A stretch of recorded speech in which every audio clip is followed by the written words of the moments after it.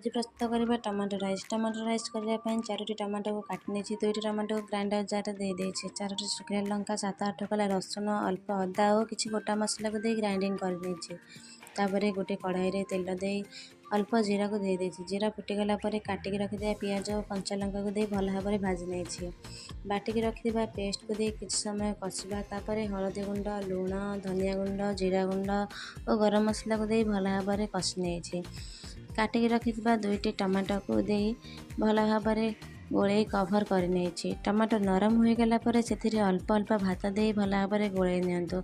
अल्प अल्प भात दे गोलाइब द्वारा मसला सहित भात भल भाव मिसी जाए।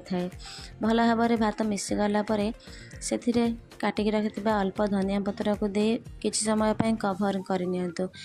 एबे प्रस्तुत हो गला हमर टमाटो राइस। जदि वीडियोटी भल लगी ताहले लाइक, शेयर, सब्सक्राइब निश्चय करेंगे। Thanks for watching.